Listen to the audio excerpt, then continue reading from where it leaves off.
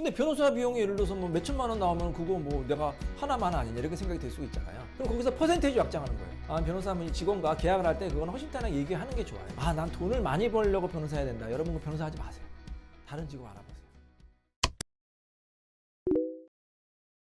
변호사 비용, 수임료나 선임료는 네. 대략 얼마 정도? 이게 참 오늘 질문 중에 가장 민감한 질문이네요. 이제 비용 얘기가 나오니까 변호사 비용 이거 어마어마하게 많이 든다던데 뭐 뉴스 보니까 뭐 몇천만 원 심지어는 몇 억까지 뭐 변호사 비용이 든다는데 이거 어떻게 부담하냐. 내 사건이 지금 1억 원짜리 사건이거든. 예를 들어서 친구한테 1억 원을 꽂았다. 아니면 뭐 이제 재산 분할을 할 게 이제 1억 정도 된다. 근데 변호사 비용이 예를 들어서 뭐 몇천만 원 나오면 그거 뭐 내가 하나만 아니냐 이렇게 생각이 들 수 있잖아요.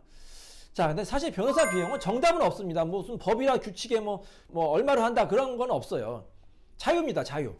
뭐 자유롭게 계약할 수 있어요. 변호사와 의뢰인 간에 이것도 일종의 계약이기 때문에 뭐 100만 원에 계약할 수도 있고 1000만 원에 계약할 수도 있고 심지어는 1억 원에 계약할 수도 있고 그게 무슨 뭐 법에 위반되는 게 아니에요. 통용되는 이제 어느 정도 이제 선임료가 있거든요. 그러니까 예전에는 일반 민사 사건이다. 통상 한 500만 원 내외 정도 이제 변호사 비용이 들어갔어요. 물론 이거는 차이가 있을 수 있습니다. 그거보다 더 적게 받으시는 변호사도 있어. 뭐 어떤 변호사는 300만 원에 나는 이제 사건을 맡겠다 하시는 변호사도 있고 또 어떤 변호사는 무슨 소리야. 내가 경력이 얼마나 많은데 1000만 원은 받아야지 이런 변호사도 있을 수 있어요. 그래서 그게 뭐 좋다 나쁘다는 말씀드릴 수는 없습니다. 변호사와 의뢰인 간의 계약에 따라서 달라질 수가 있습니다. 자, 500만 원이라고 제가 예를 들게요. 500만 원. 어때요? 비싸죠? 무슨 변호사가 이렇게 비싸? 이렇게 생각을 할 수가 있어요. 변호사는 뭐 돈만 이제 뭐 밝히는 사람 아니냐? 뭐 이렇게 또 오해를 할 수가 있는데 제가 또 변호사 입장에서 또 이제 또 해명을 해야 되니까 많은 분들이 사실 변호사에 대한 오해가 있는 것 같아요. 자, 500만 원 걸고 여러분이 사건을 하나 한다고 해볼게요. 이혼 사건이라든지 민사 사건. 이 사건이 얼마나 걸릴까요? 시간이? 한 달 정도 걸릴까요? 그럼 1년 이상은 걸리지 않을까요? 네. 여러분 한 달 내에 끝나는 사건인데 500만 원이다 그러면 좀 비싸긴 해요. 한 달에 500만 원? 그리고 재판을 한 번밖에 안 했네? 뭐 서면 한 번 있는데 그냥 끝나버렸네? 500만 원 좀 비싸긴 합니다. 예를 들어 솔직하게. 재판이 보통은 한 달에 끝나는 게 아니라 평균 1년은 걸려요. 이혼 사건만 해도 1년 이상 걸리고 대부분의 사건이. 심지어는 제가 받은 사건 중에 1심만 3년에서 3년 걸리는 사건이 있었어요. 3년, 4년. 자, 여러분 생각해 볼게요. 한 3년 걸린다고 가정을 해볼게요. 3년 걸리는데 500만 원이다. 그러면 1년에 얼마 정도 받는 거예요? 한 200만 원도 안 되는 거죠? 170, 180 정도 1년에 이제 변호사 비용이 드는 거예요. 그럼 한 달로 나눠볼게요. 한 달이면 얼마예요? 15만 원 정도 드는 거예요. 변호사 비용이. 그렇잖아요. 그죠? 제 말이 맞죠? 한 3, 4년 걸리는 사건인데 500만 원이면 한 달이면 10만 원에서 20만 원, 뭐 많으면 30만 원. 총 기간으로 보셔야 돼요. 한 번에 뭐 500만 원 이건 비싸다 물론 이렇게 생각할 수 있지만 재판이 정말로 한 2년, 3년 걸릴 수도 있고 물론 1년 안에 끝날 수도 있지만 그동안에 변호사가 의뢰인과의 상담도 하고 계속해서 또 소통도 해야 되고 서면도 내야 되고 재판도 출석해야 되고 또 상대방 변호사가 또 협상도 치열하게 해야 되고 심지어는 재판 끝나가지고 집행까지 도와주는 경우가 있거든요. 집행까지 도와주면은 그 비용은 뭐 그렇게 너무너무 뭐 비싸다 이렇게 또 생각이 안 돼요. 제가 변호사라서 그런가요? 변호사 사람인 이상 너무 비싸네요 변호사님 좀 깎아주세요. 뭐 깎아줘요. 계약할 때 예를 들어서 변호사님 저는 한 400만 원밖에 지금 없으니까 400만 원에 좀 해주세요. 대신 사건이 잘 끝나면은 제가 살해하겠습니다. 이렇게 약정할 수가 있어요.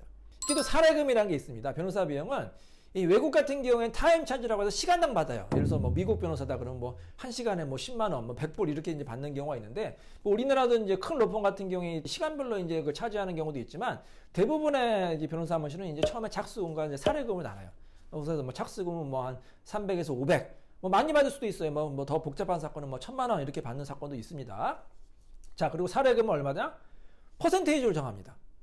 예를 들어서 내가 친구한테 1억 원 받을 게 있다. 그럼 거기서 퍼센테이지 확장하는 거예요. 변호사는 직원과 계약을 할 때 그건 허심탄회하게 얘기하는 게 좋아요. 그래서 처음에 착수금을 얼마로 할 것인지 나중에 살해금을 몇 퍼센트로 할 것인지를 한번 꼼꼼하게 확인해야 됩니다. 왜냐하면은 한번 계약을 하면 이건 변경은 어려워요. 변호사와 선임 계약을 하면 중간에 그건 변경하는 거는 거의 뭐 어렵다고 볼 수가 있어요. 그래서 계약서에 기재를 할 때 한번 잘 생각해 보시고 계약을 하시기 바랍니다.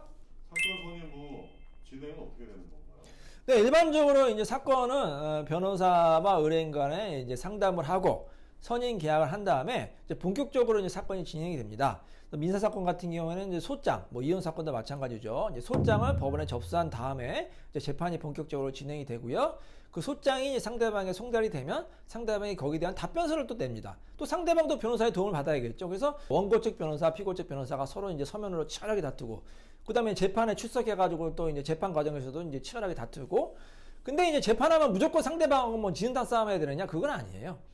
외국도 마찬가지지만 우리나라에도 이제 중간에 합의라는 제도가 있습니다. 이제 조정이라고 하거든요. 조정 절차를 이제 많이 합니다. 법원에서도 조정 절차를 아주 선호하고 있고요. 그래서 치열하게 다투는 과정에 중간에 한번 원고와 피고와 합의를 하는 거예요. 합의는 어떤 점이 좋으냐? 재판이 이제 좀 빨리 끝날 수 있겠죠. 그리고 예를 들어서 뭐 상대방과 어떤 부부라든지 뭐 어떤 사이가 있었으면 또 원만하게 해결될 수가 있어요. 자, 그래서 조정이라든지 판결이 끝나면 변호사와 의뢰인 간의 이제 위인 관계는 끝나고요. 아, 그리고 여기서 또 이제 오해하시는 분이 있는데 항소를 할 수 있잖아요. 그럼 항소심도 당연히 변호사가 이제 맡아야 되는 거 아니야 이렇게 생각하는데 여러분 그건 아닙니다. 이제 신급 대리 원칙이라고 해서 여러분과 변호사의 계약은 1심으로 종료가 되는 거예요. 그래서 1심이 끝났다. 판결이나 조정이 끝났다면 변호사와의 계약 관계는 끝나는 거고 다시 변호사를 선임하려면 같은 변호사 선임도 마찬가지고 다시 계약을 하셔야 됩니다. 1심, 2심, 3심별로 변호사를 선임해야 된다 이렇게 보시면 되겠습니다. 한 번 선임한 변호사를 네. 사건 중간에 변경하는 것도 가능한가요? 아, 이것도 가능합니다. 아, 이것도 의뢰인과 변호사의 계약이기 때문에 변호사도 마찬가지고 변호사도 아, 의뢰인은 정말로 너무너무 힘들게 한다. 아, 내가 환불할 테니까 나 사임하겠다 이럴 수도 있습니다. 변호사도 이 사건에 대해서 손을 뗀다고 하죠. 사임할 수가 있고 의뢰인도 마찬가지예요. 아, 이 변호사는 처음에 무조건 이긴다고 해놓고서 뭐 재판 진행되니 이게 뭐 이길 것 같지 않네? 안 되겠다. 변호사를 중간에 변경도 가능합니다. 그래서 의뢰인과 변호사의 계약은 중간에 양 당사자 간의 합의로 계약 해지도 가능합니다. 변호사라는 직업의 미래 전망은 어떤가요? 아까도 이제 잠깐 말씀드렸는데 여러분, 난 돈을 많이 벌려고 변호사 해야 된다. 여러분 그 변호사 하지 마세요. 다른 직업 알아보세요. 사업을 한다든지, 아니면 뭐 식당이라든지, 뭐 카페라든지, 뭐 요즘 좋은 아이템 많잖아요. 그런 걸 하세요. 절대로 이제 여러분 돈을 벌려고 변호사를 하면 크게 이제 실망합니다. 돈을 버는 직업이 아니에요. 그렇게 돈을 많이 버는 변호사도 요즘에 별로 없고요. 변호사 숫자가 너무너무 많이 폭증했어요. 폭증. 제가 처음에 변호사 개업할 때만 해도 변호사 숫자가 이렇게 많지는 않았어요. 근데 그때보다 지금 배가 늘어났거든요. 근데 사건도 배가 늘어났냐? 그렇지 않아요. 사건은 정체돼 있어요. 왜냐면 생각해보세요. 사건은 한정돼 있는데 변호사 숫자가 너무너무 늘어났다. 그럼 어떻게 돼요? 수입이. 당연히 줄겠죠. 사건은 한정돼 있는데 변호사 숫자는 막 2배, 3배 늘어나니까.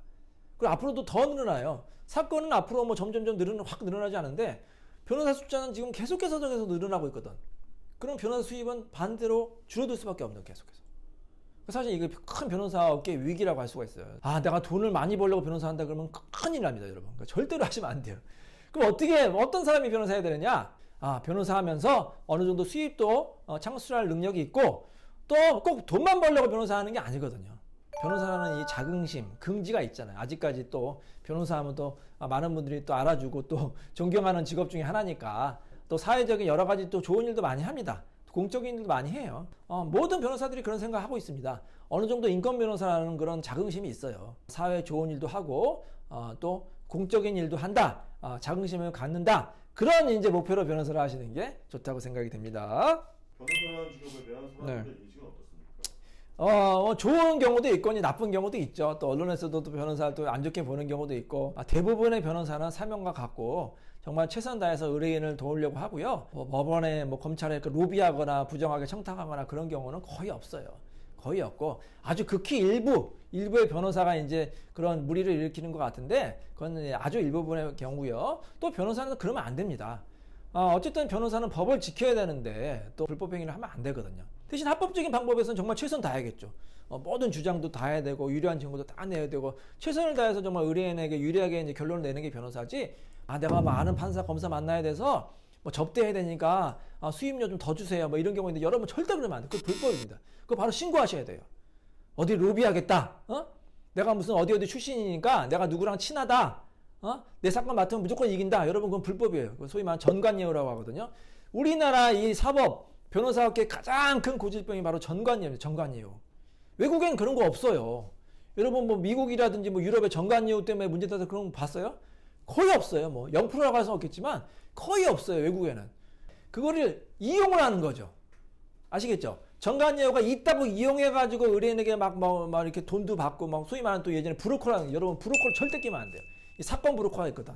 내가 소위 말하는 따끈따끈한 옷 벗은 지 얼마 안 되는 변호사 소개시켜 줄게. 당신 무조건 구속된 거 빼낼 수 있어. 어떤 판사랑 친해. 그러니까 수임료 제가 실제로 이건 제 사건이거든요. 어떤 브로커가 있었어요. 어떤 변호사님 브로커가 있었는데 어떤 사람이 구속이 된 거예요.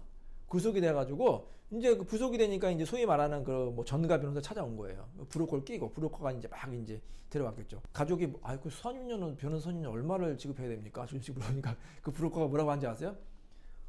당신 그 집에 있는 거 이제 집 다 팔어. 집 팔고 그거 가져와. 심지어 이런 말도 들었어요. 전 재산이잖아요, 그 집이. 그러니까 당신 가족 감옥에서 빼내려면은 이 정관 변호사 선임해야 되니까 집 팔고 와. 제가 이런 말도 들었다니까. 그거 여러분 그거 안 돼요. 그 실제로 그 변호사가 또 로비를 할까요? 로비도 안 해요. 로비하면 불법이고. 자, 로비를 하면 불법이죠? 판사한테. 로비를 안 하면 의뢰인을 속이는 경우죠. 둘 다 불법이에요. 그러니까 그런 변호사 아예 여러분 찾아보지도 마세요. 여러분 돈만 날리는 겁니다. 최소한의 비용을 변호사 비용에 쓰시고 나머지 비용은 어디다 써야 되느냐? 피해자와 합의하는 데 쓰세요. 합의금에. 솔직하게 얘기해야 됩니다. 그렇게 천문학적인 변호사 비용을 들릴 필요는 없습니다. 특히 형사사건에서는. 뭐 민사사건도 마찬가지예요. 합리적인 비용을 변호사 비용을 쓰시고 나머지 비용을 어디 쓰는 게 좋으냐? 피해 회복에. 아시겠어요?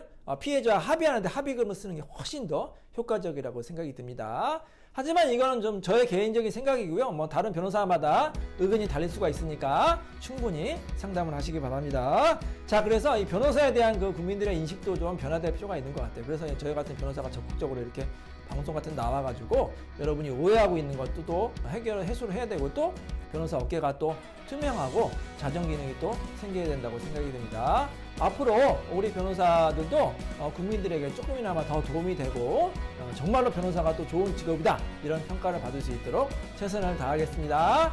자, 오늘 이 변호사 직업 세계에 관해서 여러분께 허심탄회하게 말씀드렸습니다. 여러분 혹시 궁금한 거 있으면 저뿐만 아니라 주변의 변호사, 특히 이제 뭐 서울 변호사회라든지 대한변호사협회에 문의하시면 친절하게 상담을 받을 수 있으니까 많이 이용하시기 바랍니다. 자, 이인철 변호사의 변호사 직업의 세계 여기서 마치도록 하겠습니다. 감사합니다.